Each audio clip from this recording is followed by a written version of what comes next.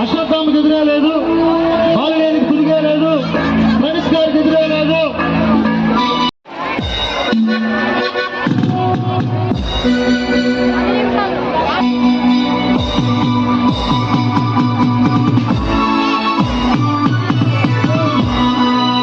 బాలినేని శ్రీనివాసరెడ్డి గారికి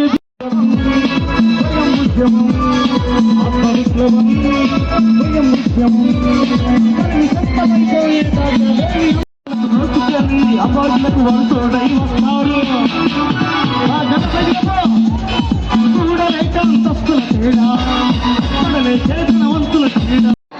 సాంస్కృతిక భాగం తోలించాలని ఈ కార్యక్రమానికి ఇచ్చేసినటువంటి మన మహిళా తల్లులకు, పిల్లలకు, అలాగే సోదరులకు అందరికీ కూడా పేరు పేరున ధన్యవాదాలు తెలియజేస్తా ఉన్నాం.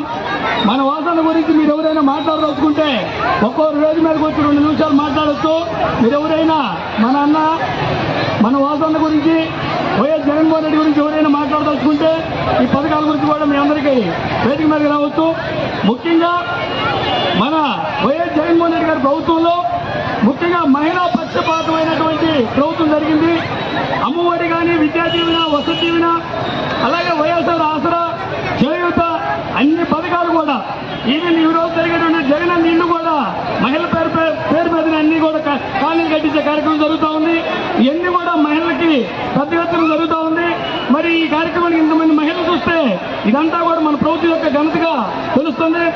మరి అలాగే మన ఒంగోలులో మన అన్న వాసన్న ఇక్కడ గత ప్రభుత్వంలో దాంపత్య జనార్దన్ చేసినటువంటి తప్పిదానికి మనము ఎంతో మూల్యం చెల్లించాల్సి వచ్చింది.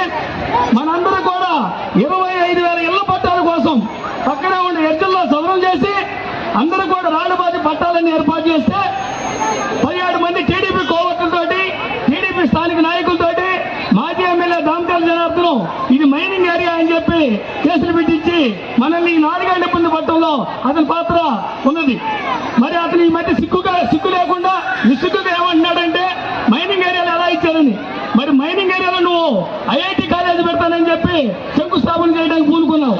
అప్పుడు మైనింగ్ ఏరియా కాదా? ఒక మంచి ప్రాంతం, నిర్మాణానికి అనుకూలమైన ప్రాంతం, నీళ్లు నాగార్జునసాగర్ నుంచి నీళ్లకు కానీ, చెరువులు కానీ అన్ని వసతులు ఉన్న ప్రాంతాన్ని వాసన్న గారు అభివృద్ధి చేసి ఇవ్వడానికి రెడీ అయితే నువ్వు కోర్టుకెళ్ళి స్టే తెప్పించావు. నిద్రలేస్తే అభివృద్ధి నాదే అంటావు. ఏంది నీ అభివృద్ధి? జన్మభూమి కమిటీలు, అలాగే ఈ నగరంలో 5 మెన్ కమిటీ